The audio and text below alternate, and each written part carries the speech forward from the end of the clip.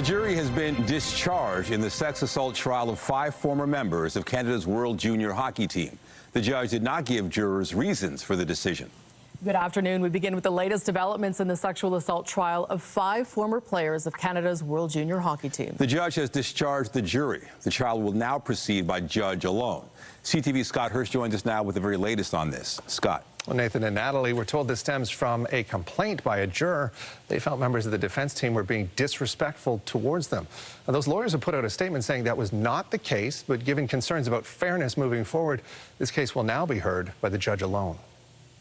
A short time after the 5 former members of Canada's World Junior Hockey Team arrived to court in London for another day of their sexual assault trial, jurors in that trial were told by the judge that the jury was being dismissed. It seems something must have happened that involved a jury member that resulted in the jury no longer being able to sit on the case because of their exposure to something that would have made it difficult to have an impartial verdict. The judge in the case did not inform jurors as to why their services were no longer required, but lawyers for one of the players, Alex Formington, released a statement saying in part, "We, his counsel, found ourselves involved in the unusual chain of events that led to this outcome.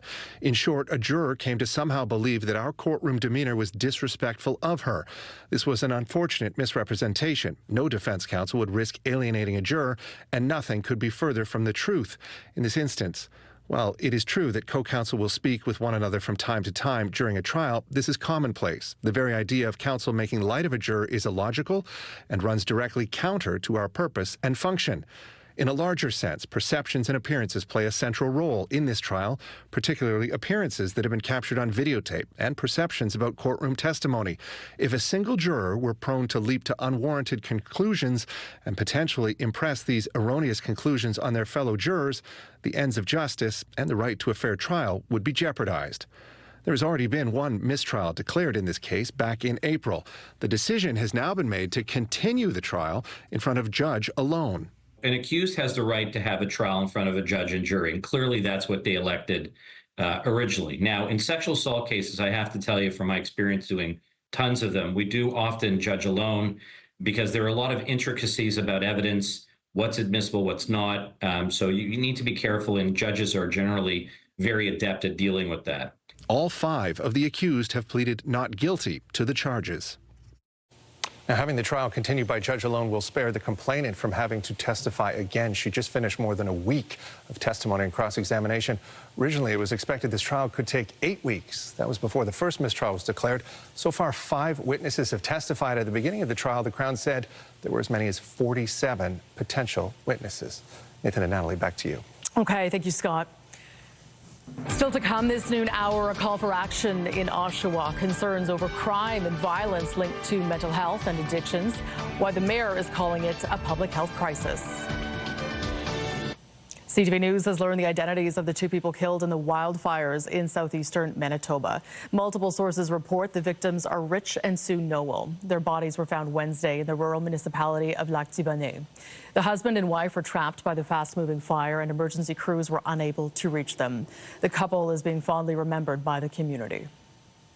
I know that the volunteerism that was demonstrated all the time was huge. It's heartbreaking, but you know, everyone's being very supportive.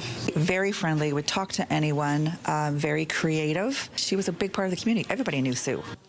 Local officials say 28 cottages and homes have been lost to that fire, which was one of 21 blazes that was still burning across the province on Thursday. More than 1,000 people in Manitoba have been forced out by the wildfires. Premier Wab Kinew is urging Manitobans to change their plans for the long weekend and avoid having any fires. And CTV's Scott Hurst is live with the latest. Scott, what are the most recent developments on the wildfires? Nathan, there are still multiple states of local emergency in place, and there are just shy of 24 wildfires burning across the province of Manitoba, and 5 of them are considered burning out of control. Most notably, we're focusing on a few that are in the southeastern section of the province, as well as one that is burning just across the provincial boundary in Ontario. Ontario, threatening part of that province as well. As you mentioned, these fires have already turned tragic. The two victims identified from that one fire near Lac du Bonnet is Richard and Sue Noel, and that area is northeast of Winnipeg, and that fire specifically, as of overnight, was about 4,000 hectares in size.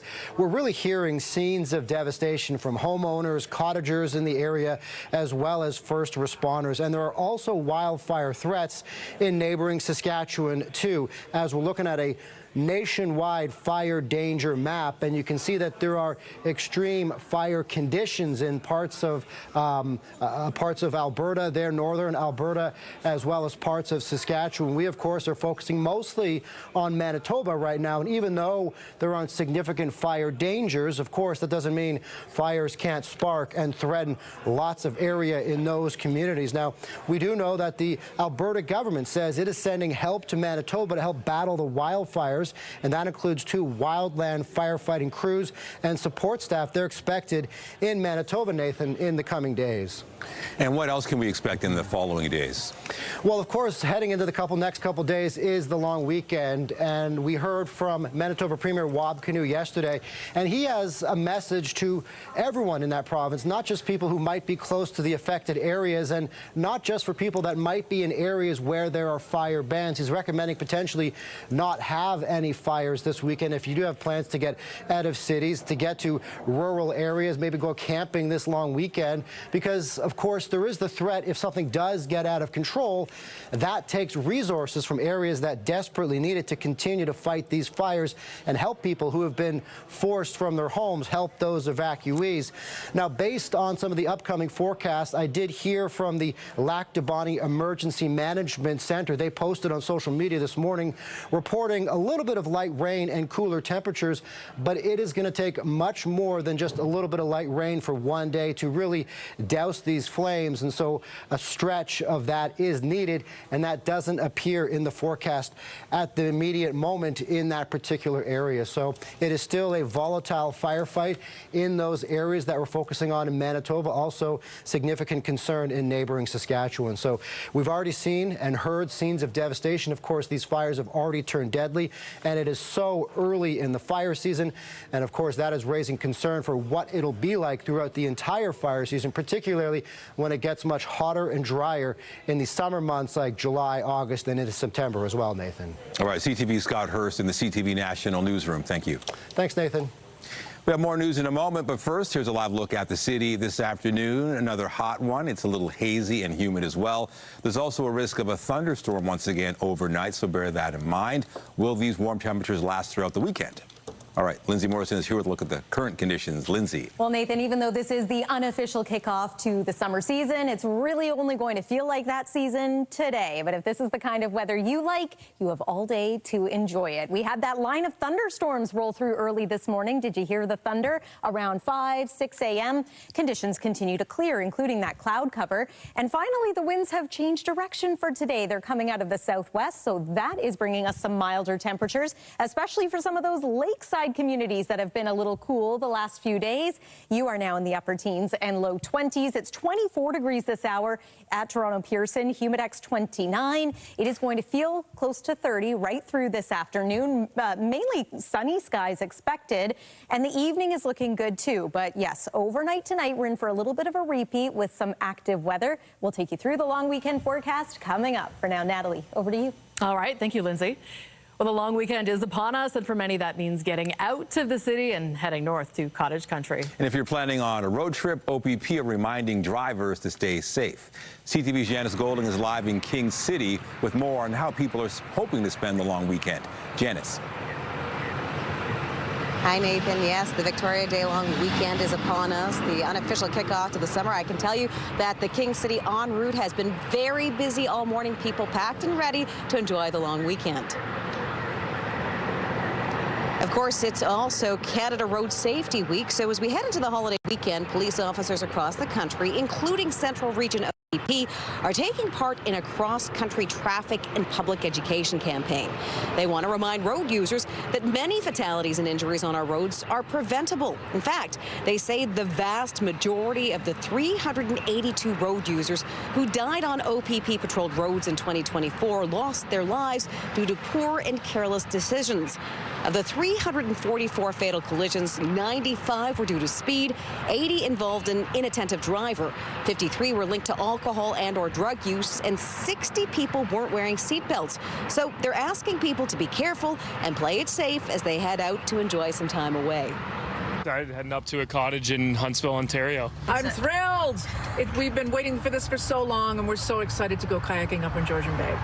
It's great, and the weather is just amazing. So fishing, hanging out, cooking, eating. Yeah, definitely. Barbecuing, enjoying the nice weather. So far this year, the OPP has responded to 86 fatal road collisions, which involved 99 fatalities. Reporting live from Janice Golding, now back to Natalie and Nathan. Okay, thank you, Janice. And looking ahead to Victoria Day Monday, a reminder that banks and libraries will be closed, as will LCBO and beer store locations. The same goes for several malls and most grocery stores. At the same time, tourist attractions like the CN Tower and the ROM will be open, as will movie theaters. Select malls will be open, including the Eaton Centre, Vaughan Mills and Square One, along with some pharmacies. You can find full details on what's opened and what is closed on our website, ctvnewstoronto.ca. The pressure is on for the Toronto Maple Leafs as they face a do-or-die Game 6 against the Florida Panthers tonight. It follows a crushing loss for the Leafs on Wednesday. Heartbroken Leafs fans desperate to see their team turn it around tonight. CTV's Alison Hurst is live at Maple Leaf Square this hour with more on how fans are feeling now. Alison. The threat of elimination is definitely in the air tonight, but fans are hopeful that Game 6 tonight will be different, especially following that devastating loss in Game 5. They really want to see the team turn things around. So fans are hoping that the Buds are going to shake off that devastating loss in Game 5 and bring it all in this do-or-die Game 6 back in Florida tonight. Facing the defending Stanley Cup champions on their home ice, the Leafs need to get past Sergei Bobrovsky and find the back of the net, especially Captain Austin Matthews, who has yet to score in this series or any of the past 10 career postseason games against Florida. But fans are hopeful the Buds will show up tonight. We're pretty excited. Our Airbnb is right outside of Scotiabank Center, so we're going to see all the people outside and we're going to do all that fun stuff. It's not over till it's over, that's for sure. We've seen some crazy things happen throughout the entire playoffs this year. 2 comeback Game 7 wins to win a series has never been done before, so it's not to say it's impossible, but we also have to consider it's Toronto. So I'm still going to cry tonight, most likely. Whether we win or lose, it'll be in the bathtub, and we'll see how we go from there. So as you can hear, lots of hope and perhaps a few tears tonight, either way, depending on which way this game goes. But fans are hopeful that they will take Game 6 and bring it home for a Game 7, which would be on Sunday. Reporting live, I'm Alison Hurst. Back to you in studio. Okay, thanks, Alison. Well, the Ford government is outselling its budget today, a day after unveiling the $232 billion spending plan. The budget focusing on the need for spending in the face of economic uncertainty triggered by the U.S. trade war. CTV's Queen's Park Bureau Chief Siobhan Morris joins us live with more details. Siobhan. Well, the finance minister feels the budget he presented yesterday puts Ontario in a good position to navigate rough tariff waters and also thrive beyond this uncertain period. This is a budget, though, that puts Ontario deeper into deficit and into debt. The deficit for next year, almost $15 billion. This budget plan is one that relies heavily or leans heavily on supports to manufacturing sectors that could be affected by the tariff war. There's almost $30 billion of measures focused in that area. There's $5 billion associated with a fund meant to provide direct support to affected businesses. There's not a lot of detail at this point. We know the government intends that to be a backstop of sorts to federal programs. That does worry opposition leaders. They want to make sure that there are strings attached to that money to ensure that jobs and production stay in Ontario. We heard Doug Ford this morning at a campaign, it's not a campaign stop, rather a sales pitch stop stop on this budget in Wasaga Beach, really focusing on this element at the end of the budget, focused on speed and red light cameras. Here's more of what we heard from those two leaders this morning. How does Ontario compete in the new economy? And I think that means things like the Ring of Fire and critical minerals. I think that means becoming an energy superpower through our big nuclear build. It means building more infrastructure, not slowing down, to position our economy for prosperity. If you're going, 10 kilometers an hour over, you're getting dinged. So it's a real revenue opposed to safety. I always want to make sure I differentiate between school zones. Everyone should be crawling through a school zone, but they're putting them all over the place. So the government did say at the very end of its budget that they do intend to make clear in legislation that speed cameras and red light cameras should only be used for safety purposes, not to drive revenues for cities. Reporting live from Queen's Park, I'm Siobhan Morris. Natalie, back to you. Okay, thank you, Siobhan. Police are investigating after shots were fired at a magic mushroom dispensary, and this was not the first concerning incident. Officers were called to the College and Dovercourt area around 4:30 a.m. for reports of gunshots. Numerous shell casings were found in front of the business, and bullet holes can be seen in the front window. No one was inside at the time. Police believe the shooting was targeted. Another dispensary was shot at near the Queensway and Islington shortly before 10:30 last night. Police say in total they've responded to 8 similar incidents over the past 3 nights. 7 of them involved shots fired, and in one case, a vehicle drove through the front of the building. No injuries were reported in any of the incidents. Witnesses or anyone with information is asked to contact police. And Toronto officers are investigating after a group of teen boys allegedly set off fireworks on board a TTC bus yesterday in Scarborough. The report came in from the area of Kingston Road and Victoria Park around 3 p.m. Paramedics say a man in his 60s and a woman in her 30s suffered minor injuries in the incident. Investigators say the teenage suspects were seen fleeing, wearing masks and black hoodies. They are asking anyone with information to contact them. York Regional Police made an arrest in a series of break-and-enters last month. Investigators shared this footage from a plaza in Vaughan near Clark and Hilda Avenue on April 19th. They say a suspect broke into 3 businesses, smashing their front doors and targeting their cash registers. Police say they later linked that same suspect to 4 other commercial break-ins between that day and April 30th in Richmond Hill and Markham. 39-year-old Andrew Tino of Richmond Hill faces 7 charges of break-and-enter and 3 of failed to comply with a release order. Police say he was on bail at the time for other unrelated charges. In Istanbul, the first direct peace talks between Ukraine and Russia since the early weeks of Moscow's invasion have ended after less than 2 hours. A Ukrainian delegation led by the country's defense minister sat opposite a low-level Russian team headed by a presidential aide. A senior Ukrainian official said the Russian side introduced a new unacceptable demand to withdraw Ukrainian forces from huge swaths of territory. Ukraine reiterated that it remained focused on achieving an immediate ceasefire and a pathway to substantive diplomacy. Ukrainian President Volodymyr Zelensky insisted today that pressure on Russia must be maintained until it is ready to end the war. The world must respond. There needs to be a strong reaction, including sanctions against Russia's energy sector and banks. Pressure must continue to rise until real progress is made. The Ukrainian Defense Ministry says Zelensky is ready for direct negotiations with Vladimir Putin. European leaders have agreed with U.S. President Donald Trump that Russia's position in ceasefire talks is unacceptable. The man convicted of stabbing Salman Rushdie in 2022 has been sentenced to 25 years in prison. A jury found Hadi Matar guilty of attempted murder and assault in February.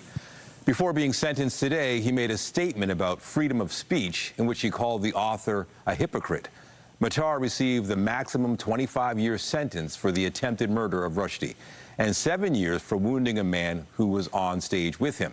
The sentences will run concurrently. Rushdie was blinded in one eye during the attack on a lecture stage in western New York.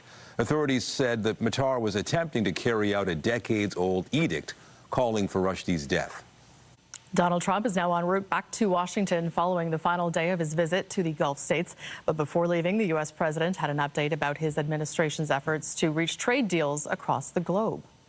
We have, at the same time, 150 countries that want to make a deal, but you're not able to see that many countries. So at a certain point over the next 2 to 3 weeks, I think Scott and Howard will be sending letters out, essentially telling people, it would be very fair, but we'll be telling people what they'll be paying to do business in the United States. Trump was joined by the president of the UAE for the unveiling of a 5-gigawatt artificial intelligence campus in Abu Dhabi. It will eventually be the largest AI facility outside of the United States. It is part of an agreement to expand the footprint of American AI and cloud companies in the Middle East.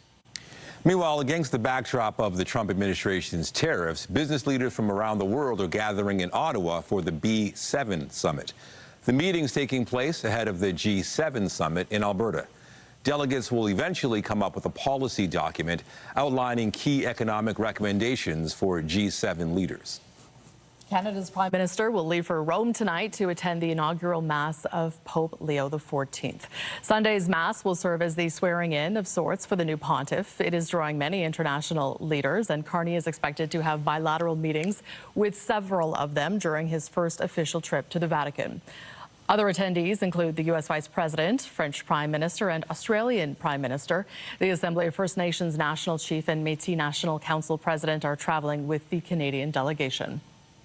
To Oshawa, where the mayor has announced a public health crisis. It comes in response to what the city says is a rise in violence and unlawful behavior linked to addiction and mental health challenges. CTV's Mike Walker is live with more on what the mayor had to say. Mike. Well, Natalie Nathan, the mayor of Oshawa, urging for immediate action to deal with this public health crisis. Dan Carter says the city and police don't have the resources needed to tackle crime linked to mental health and addiction, and is calling on the province for more funding. Now, the mayor's press conference this morning was prompted after a double shooting in the city's downtown 2 nights ago, where an 18-year-old man and 16-year-old boy were shot. Their injuries were not life-threatening, and police have since made an arrest in the case. Dan Carter called yesterday's provincial budget a missed opportunity to address the escalating issue. He was hoping there would be funding for a 24/7 in-hospital mental health and addiction urgent care clinic at Lake Ridge Health, a clinic that the mayor says would ease pressure on the ER and first responders while ensuring people who need help are treated quickly. Every person that is suffering on our streets are somebody's kid. Doesn't matter if they're 16 or 66 or 76. They're somebody's kid. As an elected official, I think it's my responsibility to fight like hell to be able to make sure we have the right services at the right time so that we have the right results. And the mayor stressed today that there is no time to wait. He has made this request to the province before and is seeking $40 million in funding to help tackle this issue. Reporting live in Oshawa, Mike Walker. Lindsay, back to you. Thank you, Mike. And as we make our way into this long weekend, I do have some good news, beginning with this evening. Yes, overnight we do have a risk of thunderstorms again, but the evening hours look fantastic for maybe enjoying a bath.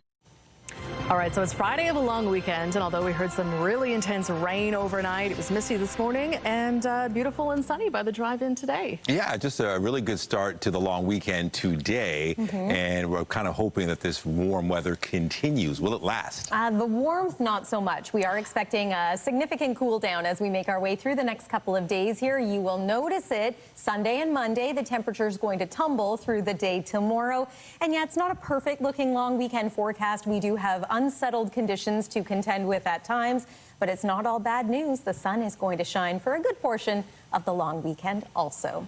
Weather is brought to you by the Presler Law Firm Injury Lawyers. You don't pay unless they win. So yes, depending on what time you woke up this morning, or perhaps those thunderstorms were the reason you woke up, it was an unsettled start to the day. We had rain coming down. It was heavy at times, all thanks to a line of storms that sliced its way across southern Ontario. There were rumbles of thunder. There were flashes of lightning. Fortunately, the storms themselves not all that severe in our neck of the woods. There were at one point severe thunderstorm watches and warnings issued across the southwest. As we look at the satellite and radar imagery now, you'd hardly know it happened. There's the line. It is now crossing into the Quebec province and still bringing a few showers around Ottawa. For us, we've still got a few clouds in some parts of southern Ontario, but we have cleared out quite nicely. This will be the story for the rest of the day today. It's overnight, again, overnight and into early hours of tomorrow morning that we have the potential for storms once again. It's a bit of a different setup this time. Let me show you the forecast radar and what's expected. So there's the early evening, maybe an increase in cloud cover as we continue through the evening hours, but any wet weather would likely be after midnight. There's about 4 a.m. You can see this widespread area of rain, heavy at times, and yes, some embedded storms. And then into the day on Saturday, unlike today, we're in for a few more rounds of showers and maybe some steady rainfall for a few periods. It's going to be a cloudy day. Sunday, likely to start off with some cloud as well, maybe still a few showers from Muskoka over toward eastern Ontario. This is going to improve if you consider sunny skies an improvement. I know I do. Into Sunday afternoon, mix of sun and cloud in the GTA. Still hanging on to some cloud to our southwest and to our east. And then Monday overall looks like it's going to be a brighter day for just about everyone. Temperature-wise, yes, it feels like summer today. It is 24 at this hour, 24 degrees in Toronto, humidex 29. That's about what it's going to feel like at the height of the afternoon today. 27 degrees is our core temperature that we are expecting. Again, mainly sunny skies as well. For any fans heading down to Maple Leaf Square to cheer on the Leafs, yes, we're hoping for the best here. Sunny skies for the early evening and some very comfortable temperatures as well. So enjoy. Hopefully there's lots to celebrate beyond just the weather.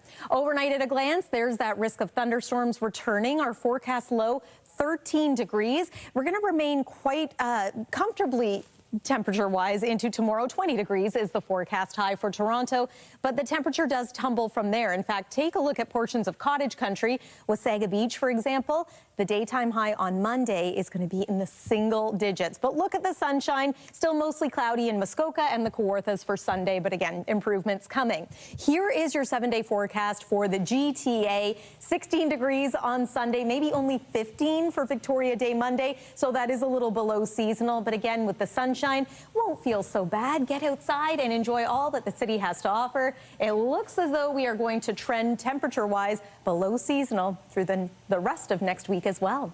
That's your look at the forecast for now. Nathan, over to you. All right. Thank you, Lindsay. A father and son are dead after a fatal crash in Scarborough. A motorcycle and vehicle collided around 6:30 last night at Kingston and Mans Roads, east of Morningside. The 47-year-old male motorcyclist died at the scene. His 11-year-old son was taken to hospital where he died from his injuries. The 68-year-old driver of the other vehicle remained at the scene. The information that we have thus far is the silver Nissan was traveling northbound on Mance, attempting to make a left turn to go westbound on Kingston Road, whereas the motorcycle, the red Honda motorcycle, was traveling straight through Mance Road in a southerly direction. The collision occurred in the middle of the intersection. We're looking at everything. Our traffic reconstructionists are looking at local video evidence as well as witness statements, so nothing is off the table. Police want to speak to any witnesses who were in the area at the time of the crash. A major change to GO train service takes effect tomorrow on the Lakeshore West line. A few weeks ago, Metrolinx completed construction at West Harbour GO Station and is now connected to the main rail line on Lakeshore West. The Hamilton Transit Hub has long been a dead end where trains had to back out of the station before proceeding. Some Niagara-bound trains just bypass West Harbour GO, but that'll end tomorrow with all existing trips set to stop there on weekends and weekdays. Metrolinx says the change will mean faster commutes and more transit options for commuters. Also, a reminder for Victoria Day Monday, GO trains will operate on a Saturday schedule. And a heads up for subway riders, subway service will once again end early on a major stretch of Line 1 tonight. Trains will stop running between College and Shepherd Young stations at 11 p.m. to accommodate track work. On Line 2, there will be no service this weekend between Broadview and Woodbine stations, also to accommodate track work. Shuttle buses will run for both closures, and the TTC will operate on a holiday schedule on Victoria Day Monday. Still ahead on CTV News at noon, 2 southwestern Ontario high schools are closed today due to exposure to measles. We'll have the details after the break.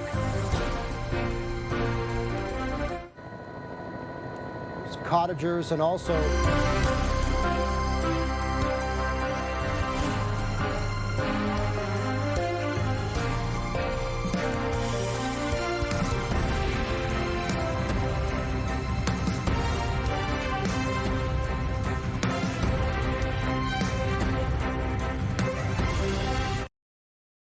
For the third straight week, Ontario is reporting some 200 new cases of measles. As the outbreak continues to grow, 2 schools in Kitchener have decided to close their doors for at least a day over confirmed cases. Public Health says it's all in a bid to maintain the safety of staff and students. CTV's Heather Sonoran has the latest.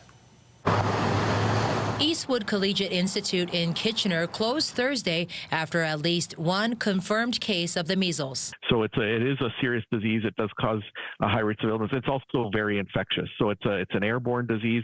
Waterloo Region Public Health says the person who had it was last at the school May 8th, with possible exposure that day or May 7th, but say they didn't hear about the confirmed case until Wednesday. This is our first exposure in a Waterloo Region Public School Board school. Officials say it's too early to say if others have been infected and that they're working with the Waterloo Region District School Board to follow up with people who may have been exposed. Most people who may have been exposed won't start developing symptoms if they were infected really until day 7, but it can be anywhere up to 21 days after their exposure.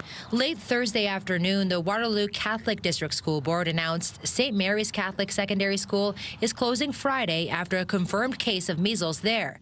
The Associate Medical Officer of Health in Wellington, Dufferin Guelph, says no matter what community, measles in a school setting is risky. If you have someone who is infectious with measles inside a school, others who are inside that school are at risk of being exposed, and a single case of measles in a school can have a dramatic impact on the school population. An infectious disease specialist says sending kids home might be the right move to prevent the spread. The key thing here is communicating not just to the students, but also to their parents and the family members that, hey, there was a potential exposure. The region saying while it is the board's decision to close a school, it is only done out of an abundance of caution, adding that those who aren't fully vaccinated would be more susceptible to measles, and they're asking those people to be more cautious. Avoiding people who have children under 1, pregnant individuals, or again, immune-compromised persons.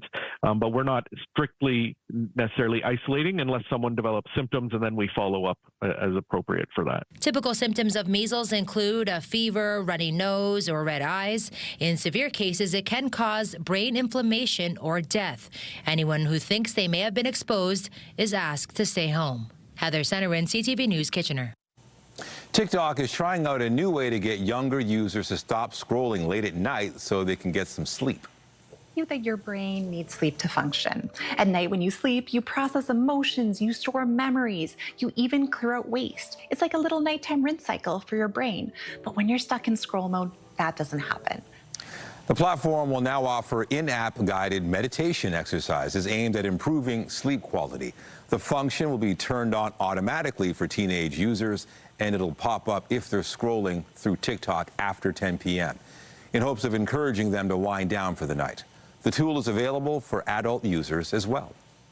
The Toronto International Film Festival is planning a new award for this year's event. Each year at TIFF, audience members are able to have their say on the People's Choice Award and also on their favorites from categories like documentaries and Midnight Madness screenings. Organizers now tell Variety they are adding an International People's Choice Award to this year's festival, determining the most celebrated film from outside Canada and the United States. Chief Programming Officer Anita Lee says the new honor will join the existing ones as a bellwether for how fans might perform during Hollywood's award season. TIFF's 50th anniversary edition runs September 4th through the 14th. Still to come, broken hockey sticks are a major expense for most, and for one family, they spent $1,000 on 3 hockey sticks that ended up breaking. More on their frustration after the break.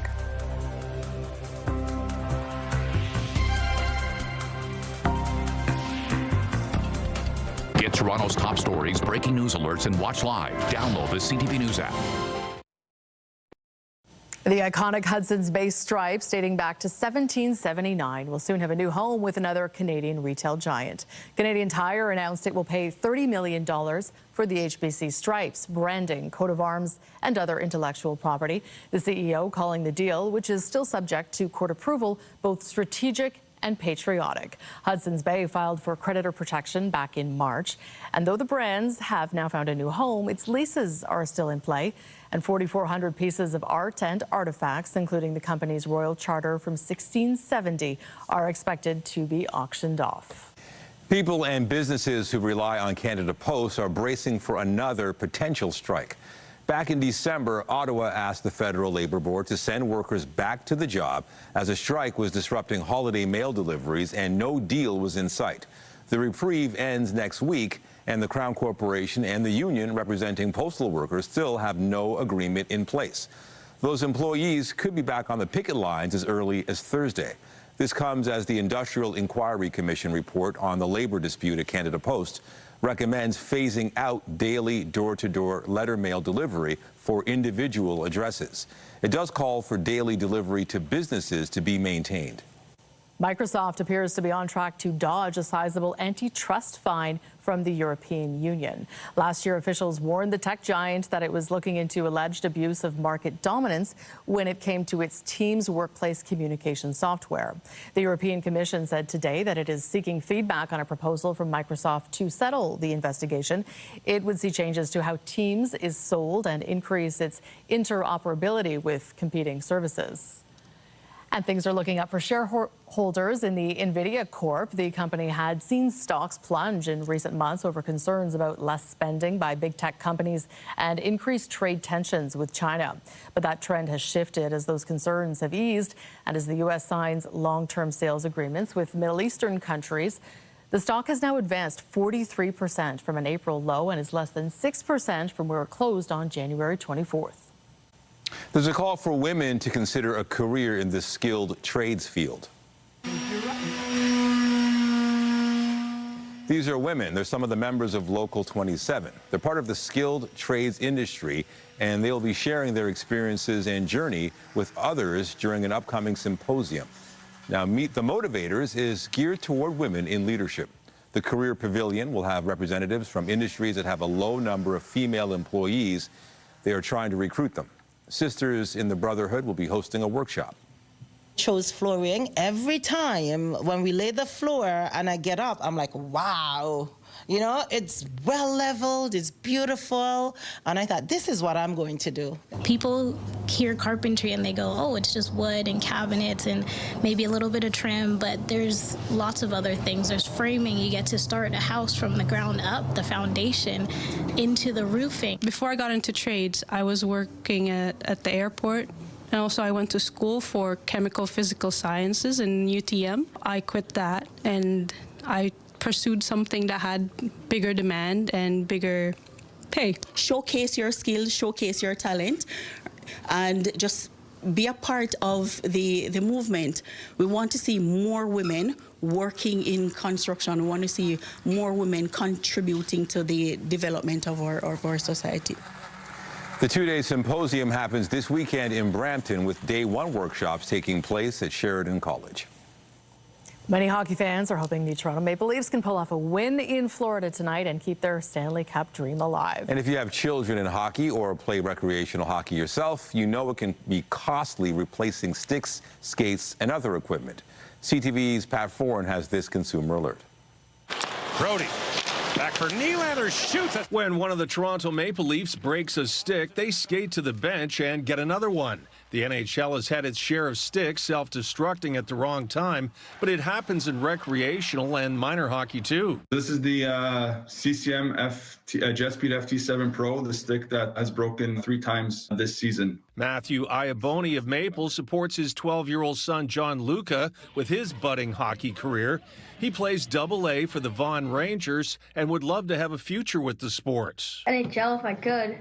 Make a lot of money, play for the big boys. John Luca had a great season, but unfortunately broke 3 hockey sticks, which sell for $300 each plus tax. It costs the family budget about $1,000. It's a big investment for parents to be making, and for it to break like that, it's frustrating to see, and it's disappointing. You can usually get a good composite hockey stick for about $100, but you can also pay $200, $300, and even $400, and the limited warranty on all of them is about the same. The warranty lasts 30 days. Just after the 30-day mark, Probably about day 40, 45, the stick ends up breaking. Iaboni says whether it's younger players in minor hockey or older recreational players, if they pay $300 or $400 for a stick, it should come with a longer warranty. It would be nice if CCM or any hockey stick manufacturer stood behind their product for more than 30 days. When CTV News reached out to CCM, the company said,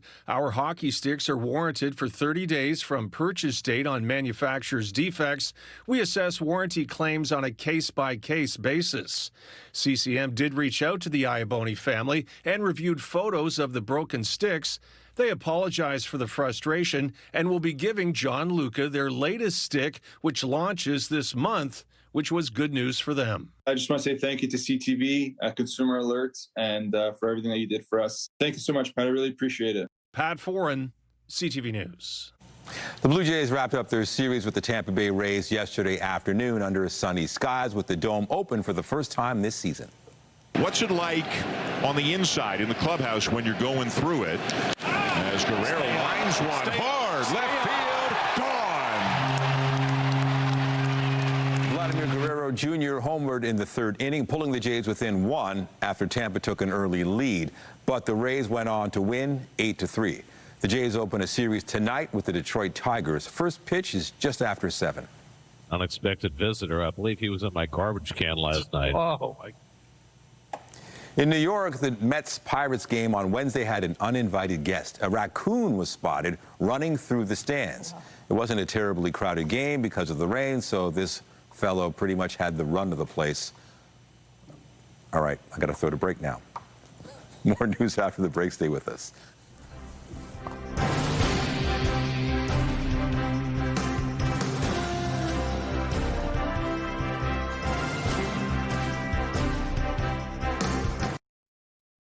The Toronto Argonauts have kicked off their training camp ahead of the upcoming season, recently holding an open practice at the University of Guelph. Local elementary students came to watch from the stands, and players had some advice to share with them that went beyond the game plan. CTV's Spencer Turcotte explains. As Toronto Argonauts players huddle up on the field, the term huddle up means much more. It's the name of an important program operated by Maple Leaf Sports and Entertainment. It focuses on bullying prevention, mental health, inclusion, and social justice. Jason Calero has been involved with Huddle Up since its beginning, nearly 25 years ago. He's been with the Argos for 40 years, and the University of Guelph has been the team's home for preseason many times over the years. And I started coming to U of G for training camp in the 80s.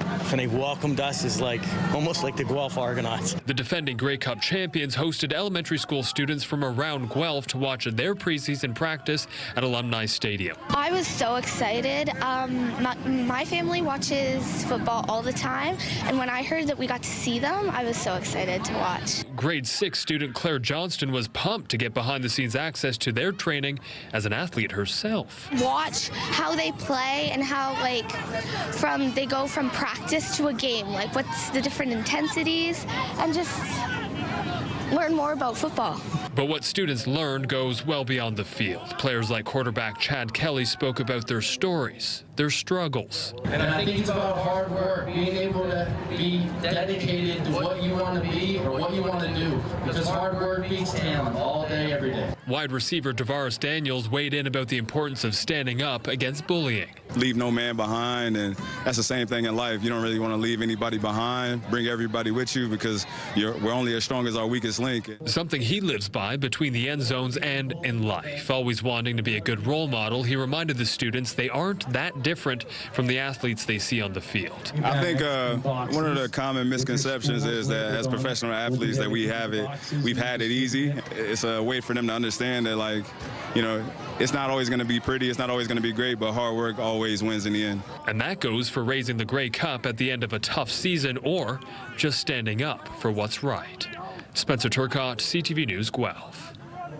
I know summer hasn't officially begun, but that's another sign that we're very close to summer. Absolutely. The humidity in the air this morning, it really started to feel like we're on the verge of it. Well, this is the unofficial start, so we're going to go ahead with that, and it feels like it right now. Overnight tonight, though, our temperature is going to fall to around 13 degrees for a low. That's still above seasonal, but with it, again, this is after midnight, we are looking at the return of showers and the risk of thunderstorms. If you have a tea time tomorrow, it's looking like a little bit of an unsettled day. Make sure a rain check is available. You will have better days to get out on the links Sunday and Monday. Here is your long weekend forecast. A reminder that temperature-wise, we are going to get a little bit cooler. Sunday and into Monday, there's more in the way of sunshine, but a fresher feel with winds coming out of the north. 7-day forecast. Once we get past the long weekend, it looks as though we are in for some pretty chilly conditions through to next week. Nathan and Natalie. All right, thank you, Lindsay. And that is CTV News at noon. Remember, you can get Toronto's breaking news all day long on CP24